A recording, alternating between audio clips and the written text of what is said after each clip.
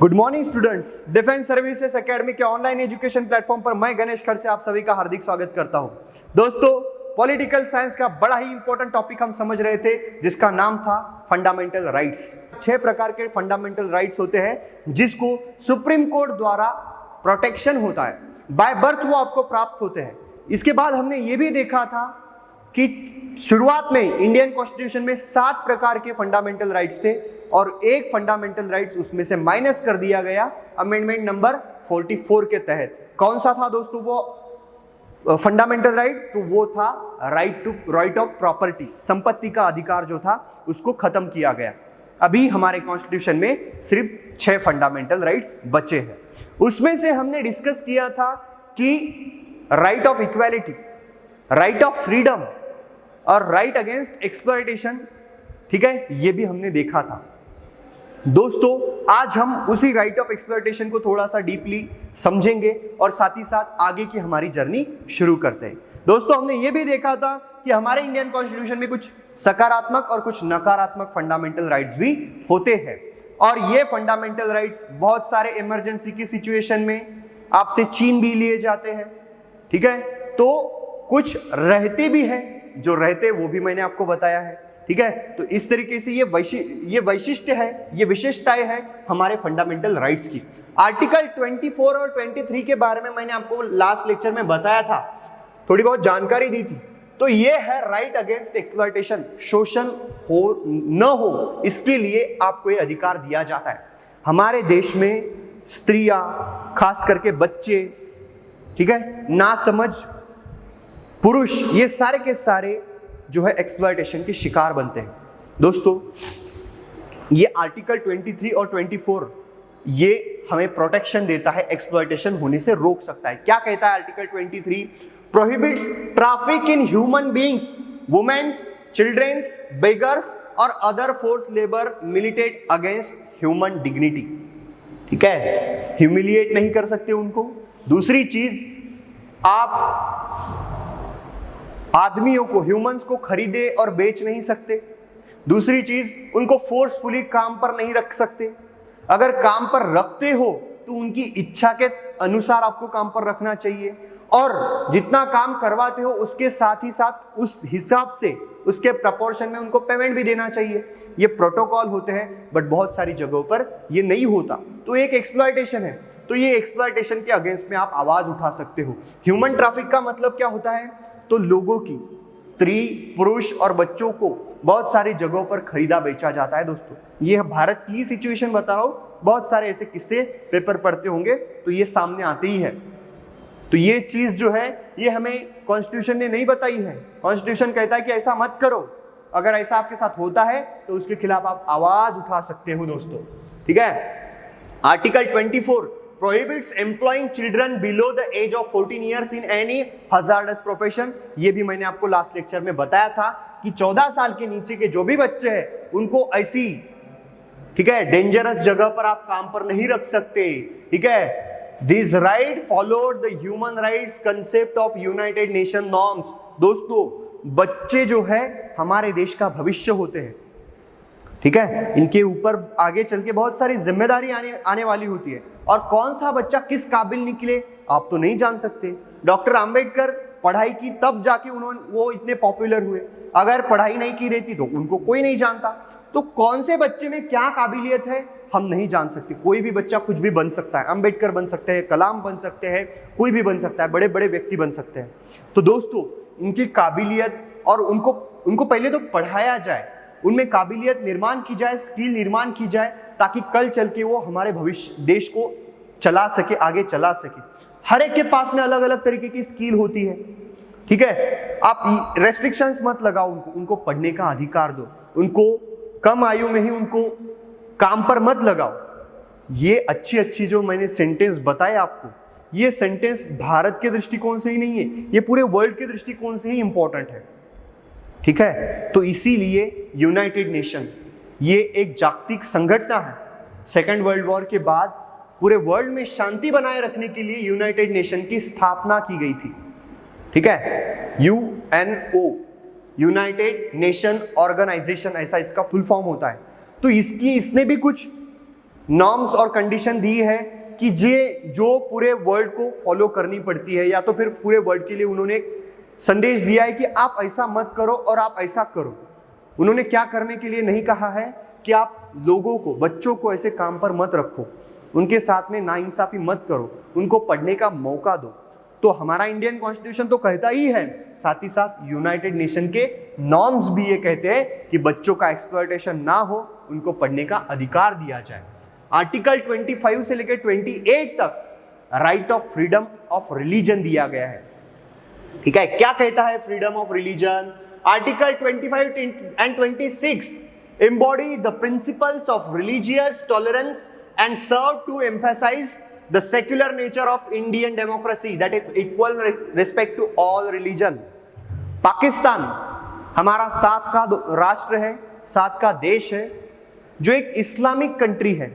उनके हमारे देश में जैसे हमारे देश का ध्वज होता है, हमारे देश का गीत होता है, हमारे देश का राष्ट्रीय पशु होता है, बट हमारे देश का कोई धर्म है क्या दोस्तों? नहीं। बट ऐसी चीज पाकिस्तान में होती है। ठीक है, उनके देश का भी एक धर्म होता है और वो धर्म है वहां का इस्लाम।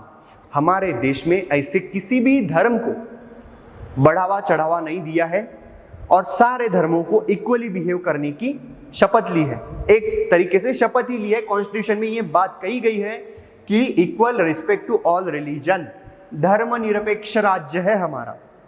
ना किसी धर्म को, व्यक्ति को बढ़ावा दिया जाएगा, प्रायोरिटी दी जाएगी, ना ही किसी धर्म को नीचा दिखा जाएगा।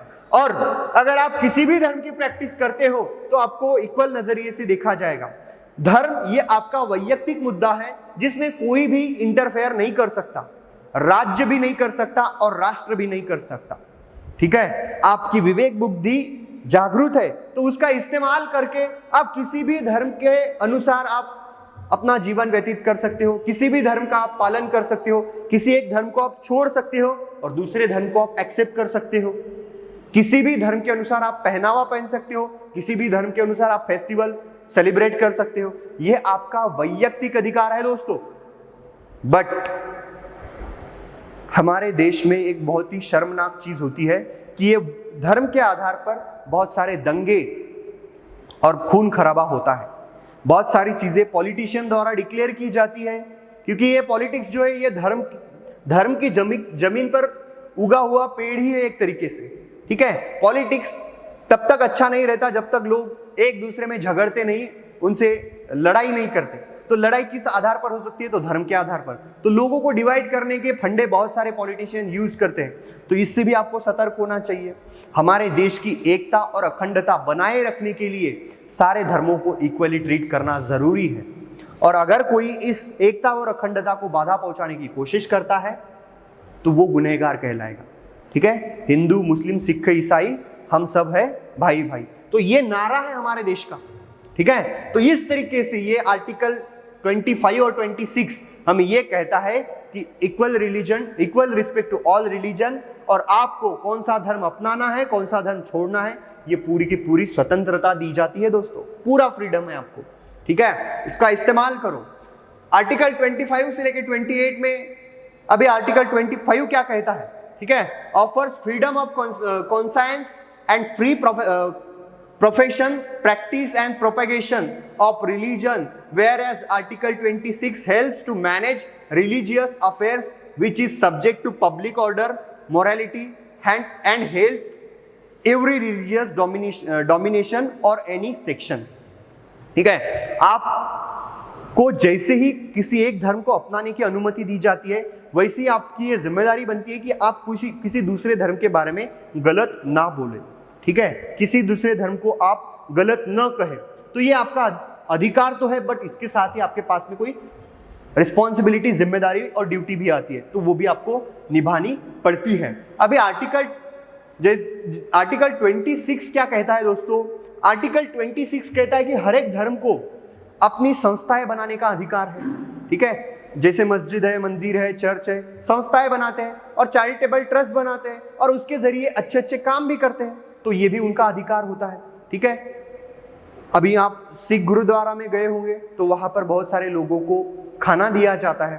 हिंदू मंदिर है, मस्जिद में भी खाना दिया जाता है, लोगों को रहने के लिए जगह दी जाती है। तो ये चैरिटेबल ट्रस्ट द्वारा, उस धर्म के चैरिटेबल ट्रस्ट द्वारा ये काम किए जाते हैं।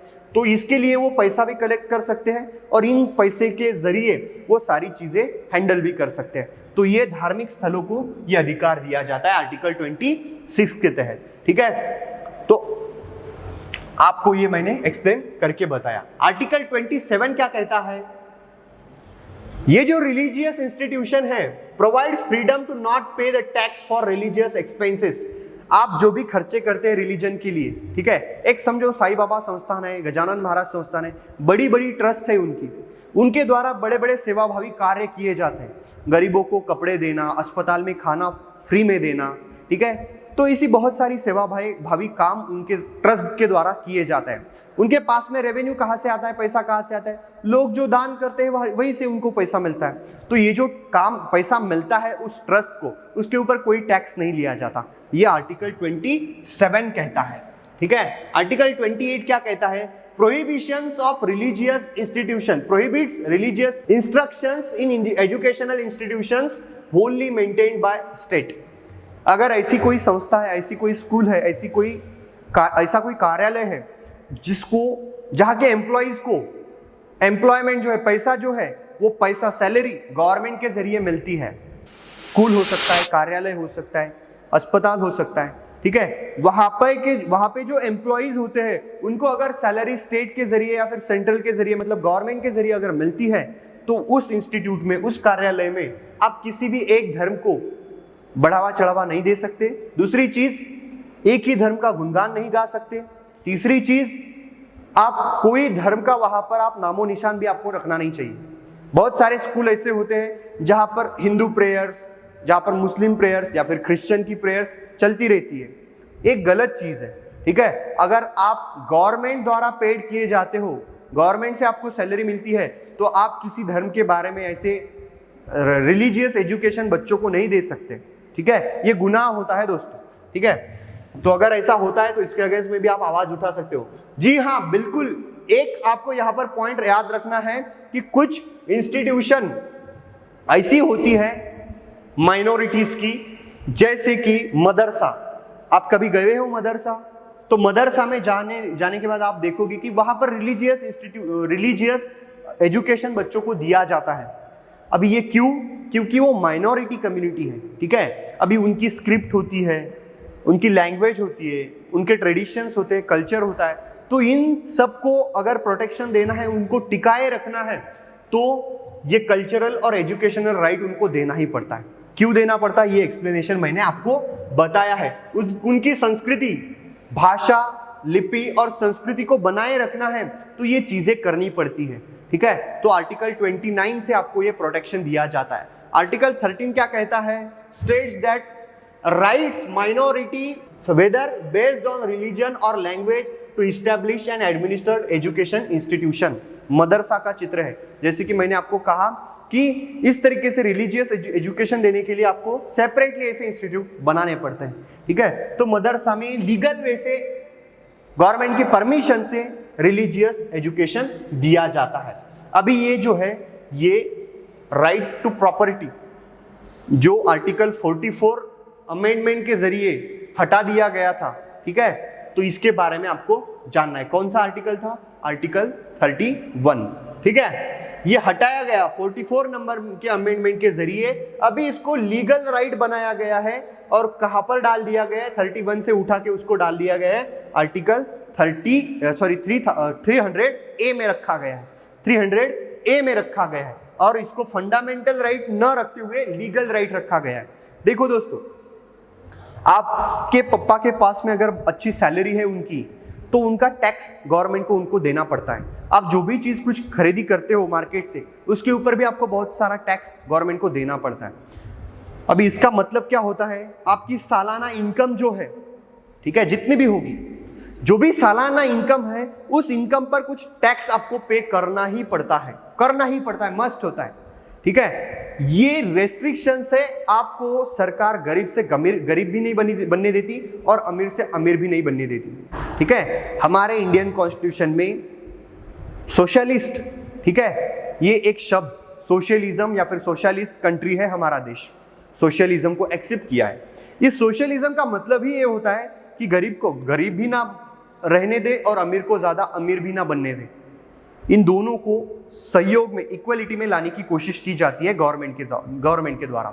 तो दोस्तों, संपत्ति का अधिकार पहले था, उसके जरिए आप चाहे जितनी संपत्ति आप रख सकते हो, आपको कोई टैक्स देने की जरूरत नहीं थी और आप बहुत अमीर बन सकते थे।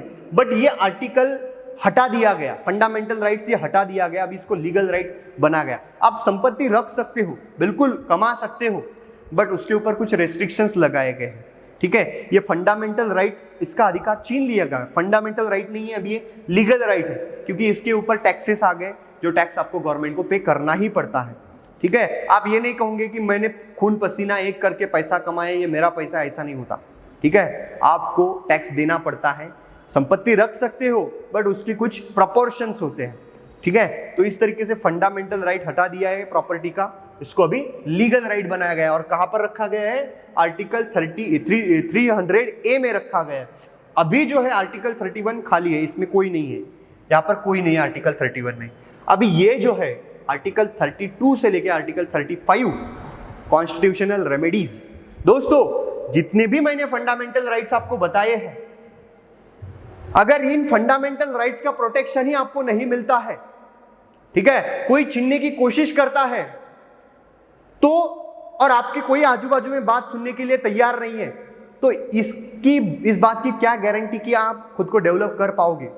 आपको ये अधिकार, ये प्रोटेक्शन जो है, मैंने कहा था कि आपको ये प्रोटेक्शन सुप्रीम कोर्ट के द्वारा दिया गया है, बट डॉक्टर अंबेडकर इन्होंने सिर्फ ये बातें कही नहीं कि सुप्रीम कोर्ट का प्रोटेक्शन होना चाहिए, बकायदा उन्होंने हमारे इंडियन कॉन्स्टिट्यूशन में ये चीजें लिखी कि हमारे इंडिया में जितने भी लोग रहेंगे, जिनको भी ये फंडामेंटल राइट्स प्राप्त हो रहे हैं, इन फंडामेंटल राइट्स का प्रोटेक्शन हो।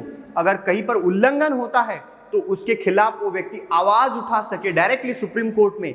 इसका प्रावधान किया गया है इस कॉन्स्टिट्यूशनल रेमेडीज फंडामेंटल राइट में, आर्टिकल 32 से लेकर 35 तक प्रोटेक्शन दिया गया है सारे फंडामेंटल राइट्स को कि उनका वायोलेशन ना हो।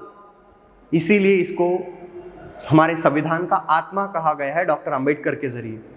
ठीक है, प्रोटेक्शन दिया जाता है किससे?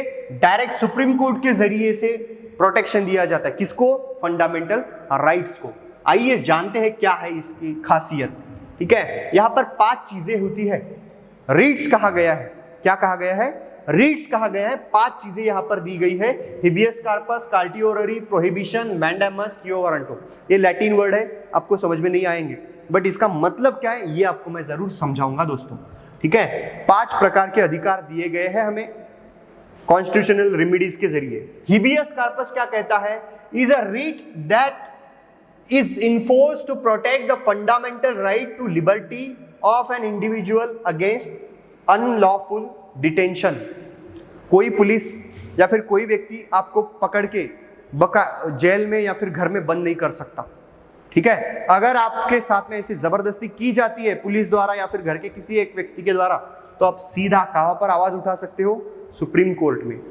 पुलिस के पास में जाने की जरूरत नहीं, सत्र न्यायालय के पास में जाने की कोई जरूरत नहीं, आपको हाई कोर्ट के पास में जाने की कोई जरूरत नहीं, सीधा आप सुप्रीम कोर्ट में आपकी याचिका सुन ली जाएगी। ठीक है, वहां पर केस दाखिल करोगे आप डायरेक्टली। इसको हिबियस कार्पस कहा गया है। बंदी प्रतिषेध, आपको कोई बंद नहीं कर सकता, आप पर कोई रेस्ट्रिक्शंस नहीं ला सकता। ठीक है, रेस्ट्रिक्शंस का मतलब होता है कि आपके फंडामेंटल राइट्स आपसे छीन लिए गए हैं, फंडामेंटल राइट्स का वायोलेशन हुआ है, तो इसी के अगेंस्ट में आप सुप्रीम कोर्ट में आवाज उठा सकते हो इस आर्टिकल के तहत, हिबियस कार्पस के तहत। अभी दूसरी चीज क्या है?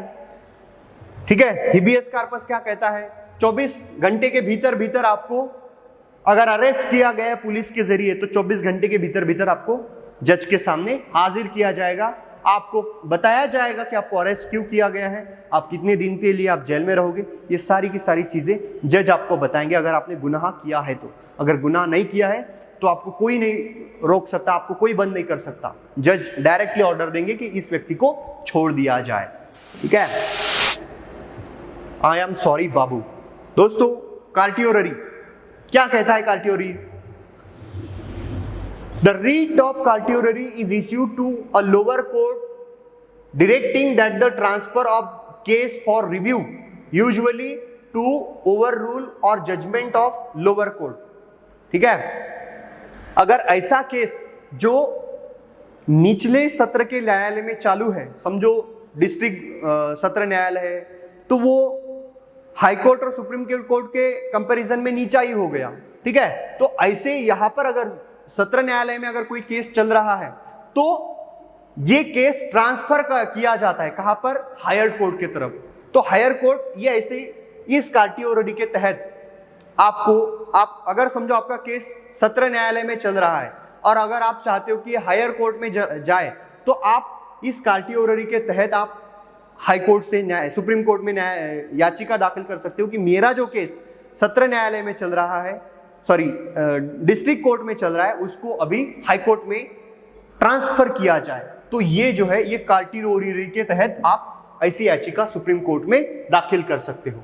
ठीक है, prohibition is a right issued by a higher court to lower court to enforce inactively in the jurisdiction. ठीक है, प्रोहिबिशन है। ठीक है, prohibition is a writ issued by a higher court to a lower court to enforce inactivity in the jurisdiction. ठीक है, अभी अगर समझो कोई लोअर कोर्ट जो है वो अपना काम करने में कम काम कर रहा है, समझो कि ऐसे समझो कि वो अपना काम जो है, अपनी जिम्मेदारी है जो वो पूरी तरीके से निभा नहीं रहे हैं। ठीक है, तो इस सिचुएशन में हायर कोर्ट जो है लोअर कोर्ट को ऑर्डर देता है कि आप अपनी जिम्मेदारी पूरी तरीके से अच्छे से निभाओ। ठीक है, और नहीं होता है तो केस हायर कोर्ट की तरफ ट्रांसफर करो। ये हमने सेकंड पॉइंट में समझा ही था, प्रोहिबिशन। तीसरा पॉइंट, अभी चौथा पॉइंट देखते हैं, मैंडेमस। मैंडेमस क्या कहता है? The writ of mandamus is issued to a subordinate court of office of the government और अ कॉर्पोरेशन और other institution commanding the performance of certain acts और ड्यूटीज। ठीक है, अभी देखो आपको एक बता देता हूं कि सुप्रीम कोर्ट ये सारी चीजें देखता है कि एक हाई कोर्ट या फिर डिस्ट्रिक्ट कोर्ट की जो सीमाएं होती है, उनका जो एरिया होता है काम करने का, उस एरिया के भीतर रहकर ही उनको काम करना पड़ता है। जो निचले स्तर के जो भी कोर्ट होते हैं उनको, अगर अपना एरिया छोड़ के दूसरे क्षेत्र में वो हस्तक्षेप करते हैं तो वो नहीं कर सकते। अगर अपने काम में कुछ काम चुकारपना करते हैं या तो फिर कुछ काम करने के लिए वो काम नहीं कर सकते या तो फिर वो काम नहीं करना चाहते हैं, ठीक है, टाल रहे हैं काम करने के लिए, तो इस सिचुएशन में भी सुप्रीम कोर्ट उनको आदेश दे सकता है कि काम करो। ठीक है, ये जो सारी चीजें हैं ये सुप्रीम कोर्ट द्वारा हैंडल की जाती है, उनके ऑर्डर से काम किया जाता है। ठीक है, तो ये सारे पॉइंट है। अभी पांचवा पॉइंट जो है, पांचवा पॉइंट क्या कहता है कि वो वारंट हो। इसका मतलब होता है issued against the person who claim और असर अ पब्लिक ऑफिस, मतलब उसने हाथ बनाए रखा है, जमाए रखा है, पोस्ट को हासिल किया है। Through this read the court enquires by what authority the person support his और हर क्लेम।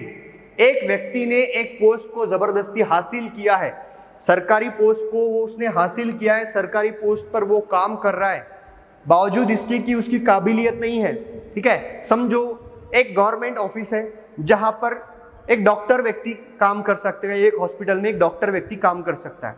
ठीक है, सरकार से उसको पेमेंट दी जाती है, बट समझो वो व्यक्ति ऐसा है जिसने एमबीबीएस की डिग्री ली ही नहीं है या फिर डॉक्टर की कोई डिग्री उसके पास है ही नहीं है, फिर भी वो उस पोस्ट पर है। ठीक है, तो जो समझदार व्यक्ति है वो सुप्रीम कोर्ट में आवाज उठाएगा कि वो वारंटों के तहत क्या कहेगा कि यार उसको क्या, किस आधार पर उस व्यक्ति को, उस नाकाबिल व्यक्ति को अपने डॉक्टर बनाया है। ठीक है, तो सुप्रीम कोर्ट उस व्यक्ति को जो बैठा है पोस्ट पर उसको डायरेक्ट ऑर्डर देगी कि आप बताओ आप उस पोस्ट पर कैसे बैठे हो, किस आधार पर बैठे हो, आपके पास अगर कोई डॉक्यूमेंट है तो दिखाओ, अगर नहीं है, डिग्री नहीं है तो पोस्ट खाली कर दो। ऐसा ऑर्डर कौन देगा आपको? सुप्रीम कोर्ट देगा। ठीक है, तो इस तरीके से हमारे सारे फंडामेंटल राइट्स को ये आर्टिकल्स के तहत, ठीक है, घटनात्मक उपाय योजना कहा जाता है इनको मराठी में या फिर हिंदी में। तो इसके जरिए फंडामेंटल राइट्स को प्रोटेक्शन दिया गया है, ठीक है। तो ये प्रोटेक्शन बहुत ही इंपॉर्टेंट है, ये प्रोटेक्शन नहीं है तो फंडामेंटल राइट्स को कोई मतलब नहीं है, ऐसा डॉक्टर अंबेडकर कहते हैं। इसीलिए ये जो प्रोटेक्शन दिया गया है, ठीक है, इसको हमारे कॉन्स्टिट्यूशन का आत्मा कहा गया है डॉक्टर अंबेडकर के जरिए। तो दोस्तों फंडामेंटल राइट्स हमने समझ लिए हैं, ठीक है। आज का आपका होमवर्क आपको दे रहा हूं बड़े दिनों बाद, आपका होमवर्क रहेगा कि लक्षद्वीप नाम का एक आइलैंड है भारत में, ठीक है, उसकी ज्योग्राफी क्या है, उसकी ज्योग्राफी, उसकी कैपिटल क्या है, कितने आइलैंड का ये प्रदेश है, ये स्टेट है या यूनियन टेरिटरी है, ठीक है, वहां पे एडमिनिस्ट्रेटिव हेड कौन है, एडमिनिस्ट्रेशन कैसा चलता है और अभी वो चर्चा में क्यों है, ये सारी चीजों के सवाल आपको 10 लाइन में लिखने हैं। ये आपका होमवर्क रहेगा। जी हाँ दोस्तों, लक्षद्वीप के बारे में बात कर रहा हूं मैं। Thank you.